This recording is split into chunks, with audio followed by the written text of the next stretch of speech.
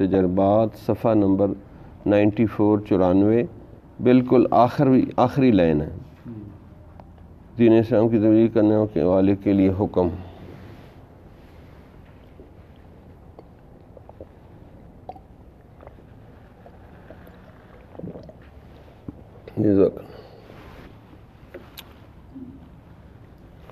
الحمدللہ الذی اطعمنا وسقانا وجعلنا مسلمین.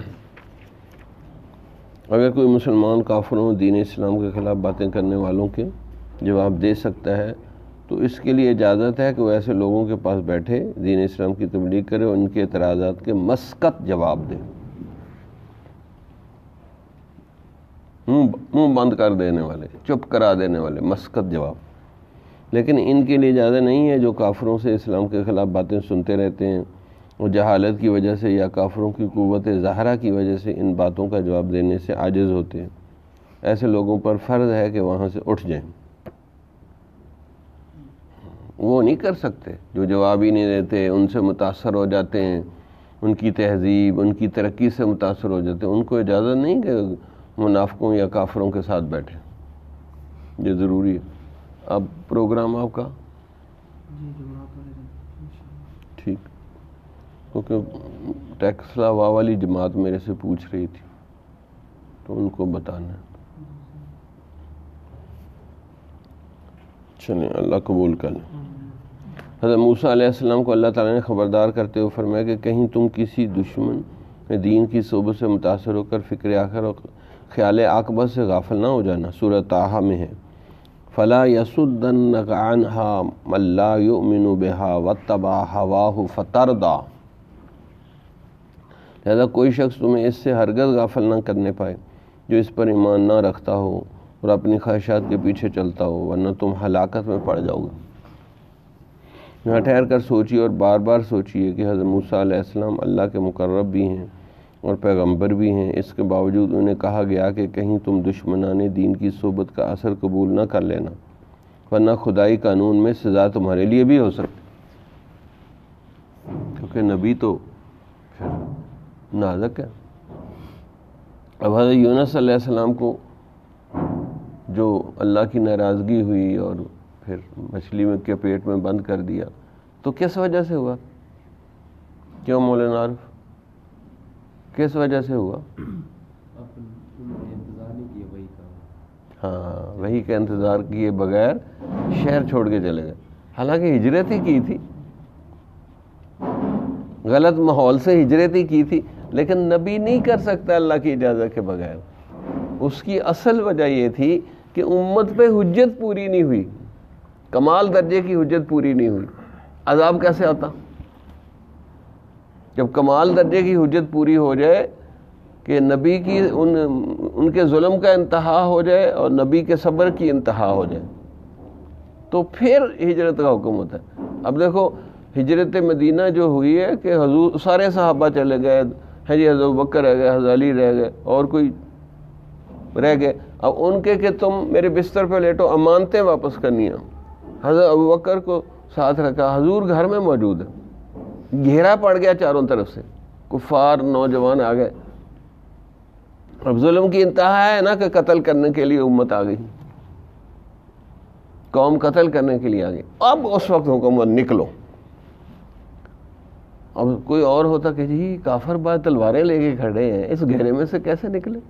تو حکم ہوا بس مٹی مارو ان کا، ہم اسپیشل مدد کریں. ہاں جی، وہ مٹی اٹھا کے ماری تو بس نبی کی اللہ نے مدد کی. اب یہ انتہا دیکھنی ہوتی. اب جب سارے مخالف ہو گئے، صحابہ چلے گئے، اب تو اکیلے رہ گئے. چلے صحابہ ہوتے تو بھئی اگر کوئی حملہ کر کے شہید کرتا تو کوئی ساتھ تو ہوتے نہیں.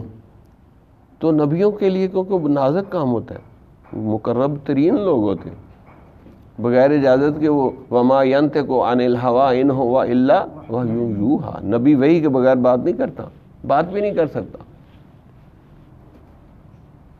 حضور سے پوچھا گیا نا کہ آپ کبھی ہنستے ہیں یا کوئی غصے میں ہوتے ہیں تو یہ ہر بات لکھتے جاتے ہیں. ایک صحابی حضور نے فرمایا ادھر سے جو نکلے گا سچ نکلے گا. تو یہ حجت پوری کرنی ہوتی ہے اللہ نے. اسی طرح ہمارے لیے بھی عام آدمی اگر کافروں کے ساتھ بیٹھتا ہے تو اس کو بیٹھنے کی اجازت نہیں ہے. علماء کو اجازت ہے کہ وہ ان کو حق بات پہنچائیں اور ان کو حقیقت دکھائیں، سچ دکھائیں. اگر علماء جواب دے سکتے ہیں تو ان کو ضرور بیٹھنا چاہیے ان کے ساتھ دعوت و تبلیغ کی نیت سے. یہاں ٹھہر کر سوچیے اور بار بار سوچیے کہ حضرت موسیٰ علیہ السلام اللہ کے مقرب بھی ہیں اور پیغمبر بھی ہیں. اس کے باوجود انہیں کہا گیا کہ کہیں تم دشمنان دین کی صحبت کا اثر قبول نہ کر لینا، ورنہ خدائی قانون میں سزا تمہارے لیے بھی ہو سکتی ہے. اگر ہم لوگوں نے بروں کی صحبت اختیار کی اور دین اور علماء دین سے نفرت کرنے والوں کے ساتھ محبت کرتے رہے تو ہم اللہ رب العزت کے عذاب اور اس کی سزا سے کیسے بچ سکیں؟ جو اللہ اور آخرت پر ایمان رکھتا ہے. حدیث مبارک میں ایسی مجلس میں بیٹھنے سے منع کیا گیا ہے جہاں اللہ رب العزت کے حکم کی صریحاً نافرمانی ہو رہی ہو. چنانچہ حضرت عمر رضی اللہ تعالیٰ فرماتے ہیں میں نے نبی صلی اللہ علیہ وسلم کو یہ فرماتے ہوئے سنا ہے من کان یؤمن باللہ والیوم الاخر فلا یقعدن علی مائدۃ یدار علیہ الخمر. جو شخص اللہ اور یوم آخر پر ایمان رکھتا ہو وہ اس دسترخوان پر نہ بیٹھے جس پر شراب کا دور چلتا ہو. اور یہاں اب مجلس میں بیٹھ کے شراب پی رہے ہیں، بس نام اس کا جامع صحت رکھا ہوا ہے. یہ جو بڑے بڑے شراب پیتے ہیں نا لوگ امیر، اس کو شراب نہیں کہتے، جامع صحت، کہ صحت کا جام پی رہے ہیں. پھر ایک نہیں دو نہیں، شعر ہے نا کہ میرے منہ سے جام لگا دے اے ساقی، ایک دو گھونٹ سے میرا کیا بنتا ہے، کہ پورے جاگی اور گلاس ہی منہ میں لگا. اچھا یہ کسی نے بتایا پینے والوں ان کی یہ ہوتی بھی کڑوی ہے جی، ہاں لیکن پیتے ہیں. مختلف قسم کی ہیں نا، اب بندے کا دماغ خراب کر دیتی. بھائی جوس پی لو، ایک سے ایک چیزیں آ رہی ہیں وہ پی لو. تو آپ جو ہے یہ پیتے ہیں.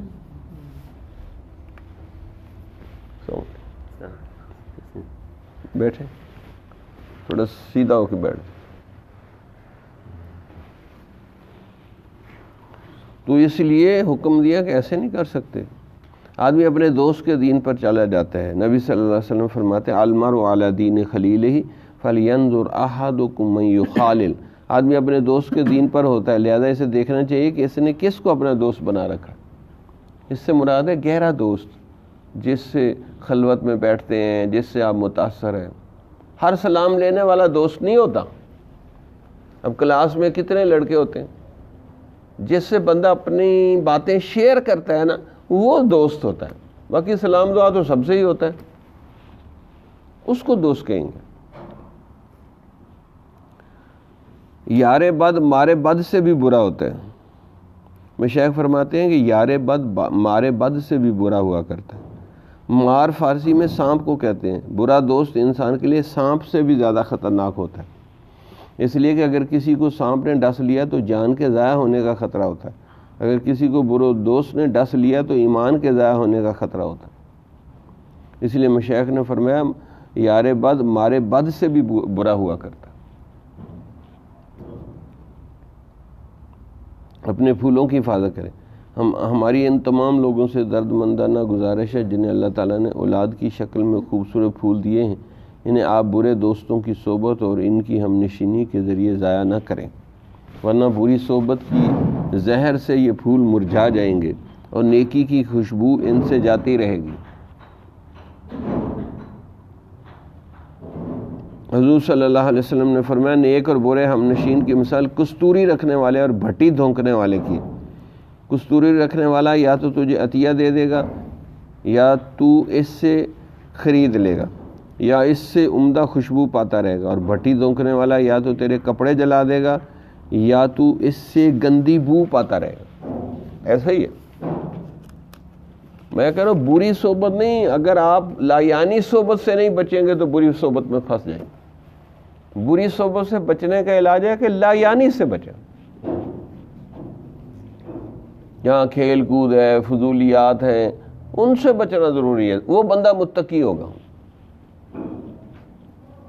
یہ نہیں کہ کیونکہ برائی کا بھی تو ہمارا معیار ہے. ہم کہتے ہیں گناہ کبیرہ کر رہا ہو کوئی تو وہ برا ہے. بھائی گناہ صغیرہ والا بھی برا ہے اور لایانی والا بھی برا ہے. کیونکہ لایانی سے بچنا بھی ضروری ہے کہ لایانی تمہیں برائی میں پھنسا دے گی. ان کو نیند آ رہی, رات جاگتے رہے یار, ساری رات سو کے پھر بھی نیند آ رہی. عجیب, کیونکہ اتنا کوٹا جمع کیا ہوا ہے آپ نے نیند کا.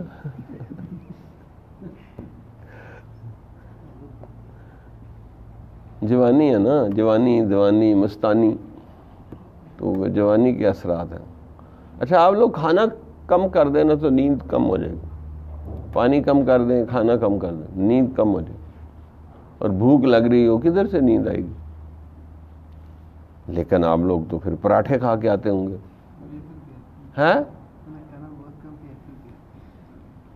پھر ذکر کی کثرت نا نیند کو کم کر دے. 5-7 منٹ میں آپ کی نیند پوری ہو جائے گی. ذکر کی کثرت کرو. اچھا یہ آگے, کھانا کس کو کھلانا چاہیے؟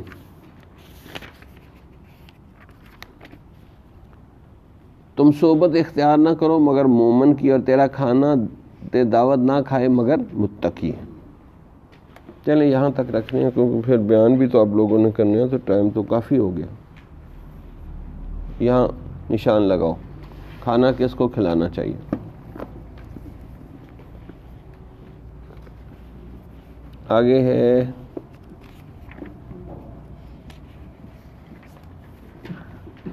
صفحہ کیا ہے قرآن انقلابی کتاب کا.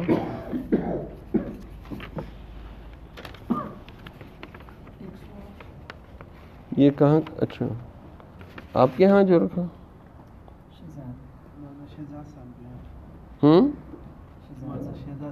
اچھا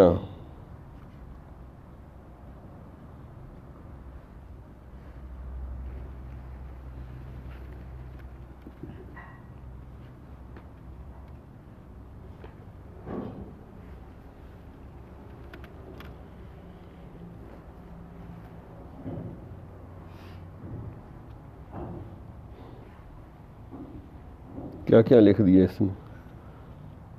ترتیب سے علماء کے نام لکھنے چاہیے, اشتہار بھی نہیں بنانا ہوتا.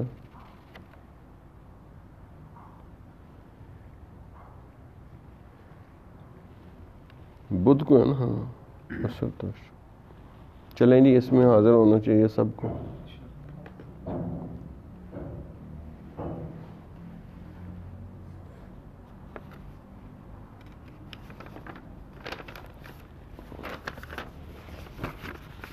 یہ رکھیں پھر مجھے دکھا. اچھا جی, کہاں سے ہیں؟ 109 صفحے پہ چلے گئے.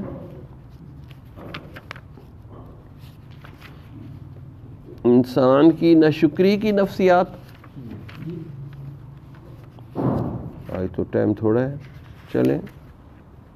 یہ اہم موضوع ہے, انسان کی ناشکری کی نفسیات, بہت اہم موضوع ہے. انسان کی نفسیہ یہ ہے کہ بہت جلد ناشکری کر بیٹھتا ہے. سینکڑوں نعمتیں استعمال کرے گا, لیکن کسی ایک چیز کی کمی ہوگی تو سینکڑوں نعمت پر شکر کرنا بھول جائے گا, اور ایک چیز کے نہ ہونے پر گلے شکوہ شروع کر دے گا. اللہ تعالیٰ نے انسان کی ایسی نفسیات کو قرآن حکیم میں مختلف انداز سے بیان فرمایا. سورہ حج میں اللہ تعالیٰ نے چند بڑی نعمتوں کو گنوانے کے بعد انسان کی نفسیات بیان فرمائی. وَهُوَ الَّذِي أَحْيَاكُمْ ثُمَّ يُمِيتُكُمْ ثُمَّ يُحْيِيكُمْ إِنَّ الْإِنسَانَ لَكَفُورٌ. وہی ہے جس نے تمہیں زندہ کیا, پھر تمہیں موت دے گا, پھر تمہیں زندہ کرے گا. یقیناً انسان ناشکر ہے. باقی زندگی موت اللہ تعالیٰ کی بڑی نعمتوں میں سے ہے. انسان کو اس پر شکر کرنا چاہیے, لیکن وہ ناشکری کرتا ہے. اللہ تعالیٰ نے زندگی دی تو زندگی کے گلے شکوہ کرتا ہے. اگر موت آ جائے تو بھی واہ ویلا اور ناشکری کے ایسے الفاظ بول جاتا ہے کہ ایمان خطرے میں پڑ جاتا ہے. اس لیے اللہ تعالیٰ نے فرمایا فَاذْكُرُونِي أَذْكُرْكُمْ وَاشْكُرُوا لِي وَلَا تَكْفُرُوا. تم مجھے یاد کرو, میں تمہیں یاد کروں گا. میرا شکر کرو, میری ناشکری نہ کرو. لیکن اس آیت مبارکہ پر عمل کرنے والے لوگ بہت تھوڑے ہیں. اللہ تعالیٰ نے سورہ سبا میں خود ارشاد فرمایا وَقَلِيلٌ مِّنْ عِبَادِيَ الشَّكُورُ. میرے بندوں میں بہت تھوڑے شکر کرتے ہیں. ایک مقام پر فرمایا وَجَعَلَ لَكُمُ السَّمْعَ وَالْأَبْصَارَ وَالْأَفْئِدَةَ قَلِيلًا مَا تَشْكُرُونَ، اللہ نے تمہارے کان، آنکھیں اور دل بنائے، تم بہت تھوڑا شکر ادا کرتے۔ یہ انسان کی نفسیات ہے، اس کی سوچ ہے، جس کو اللہ تعالیٰ نے مختلف انداز میں بیان فرمایا کہ اس کے اندر شکر کا مادہ کام ہے، اسی لیے اللہ تعالیٰ نے شکر کی قیمت بھی زیادہ رکھی۔ مارکیٹ میں جس چیز کی کمی ہوتی ہے اس کی قیمت زیادہ ہو جاتی ہے۔ اگر ناشکر انسانوں میں کوئی شکر گزار بندہ ہوگا تو یقیناً وہ اللہ تعالیٰ کو بہت پسندہ ہوگا۔ اللہ تعالیٰ کا کثرت سے شکر ادا کرنے سے بندے کو خود بھی فائدہ ہوتا ہے۔ ارشاد ہے وَمَن يَشْكُرْ فَإِنَّمَا يَشْكُرُ لِنَفْسِهِ۔ شکر دو طرح سے ہوتا ہے، ایک قولی شکر اور ایک عملی شکر۔ قولی شکر یہ ہے کہ زبان سے اللہ کی نعمتوں کا شکر ادا کرے، الحمدللہ کثرت سے پڑھے، اور عملی شکر یہ ہے کہ اللہ تعالیٰ کی نعمتوں کا استعمال اللہ تعالیٰ کی رضا والے کاموں میں کرے، ایسے عمل کرے کہ اللہ تعالیٰ راضی ہو جائے۔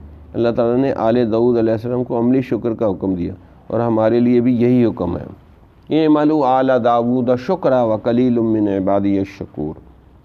شکر کی تیسری قسم سوچ کے ذریعے ناشکری کرنا اور سوچ ہی کے ذریعے شکر کرنا ہے۔ سوچ کے ذریعے ناشکری یہ ہے کہ دنیا داری میں بندہ اپنے سے زیادہ امیر لوگوں کی چیزوں کو دیکھ کر یہ سوچے کہ مجھے یہ نہیں ملی، یہ نہیں ملی، وہ نہیں ملی، حالانکہ وہ دیکھے کہ کتنے غریب لوگوں کو اس سے بھی کم چیزیں ملی ہوئی ہیں، مگر وہ پھر بھی شکر ادا کرتے ہیں۔ آج کل سوچ اور فکر کے ذریعے ناشکری بہت عام ہوتی جا رہی ہے۔ اگر کسی بڑے کاروباری آدمی سے پوچھیں کام کیسا چل رہا ہے تو وہ الحمدللہ کام اچھا چل رہا ہے کہنے کی بجائے بس یہ کہتا ہے کہ گزارا ہو رہا ہے، حالانکہ اسے ہزاروں لوگوں سے زیادہ رزق مل رہا ہے، مگر عادت ناشکری کی بنی ہوئی ہے، اس لیے لاکھوں کروڑوں ہونے کے باوجود بھی یہی کہتا ہے کہ گزارا ہو رہا ہے۔ سوچ کے ذریعے شکر کا غلبہ ہر انسان کے اوپر ہونا ضروری ہے۔ اس کا طریقہ یہ ہے کہ اللہ تعالیٰ کی نعمتوں کو بار بار سوچے اور اللہ تعالیٰ کے احسانات کو یاد کرے، اس سے دل میں شکر کا جذبہ پیدا ہوتا ہے۔ قرآن حکیم ہے وَاذْكُرُوا نِعْمَتَ اللَّهِ لَعَلَّكُمْ تُفْلِحُونَ، بس اللہ تعالیٰ کی نعمتوں کو یاد کرتے رہو تاکہ تم فلاح پا جاؤ۔ اللہ ہم سب کو ہر حال میں شکر ادا کرنے کی توفیق عطا فرمائے۔ چلیں وہ یار موضوع بھی تو آپ لوگوں کا آ رہا ہے، چلیں آج جلدی جلدی بتا دیں کہ بندہ ناشکری کیوں کرتا ہے۔ پہلے ہیڈ ماسٹر صاحب آپ بتائیں، یہ ہمارے دوست ہیں، ہیڈ ماسٹر بھی ہیں، پرنسپل بھی ہیں، کھڑے ہو کے بتائیں نا کیوں بندہ ناشکری کرتا ہے۔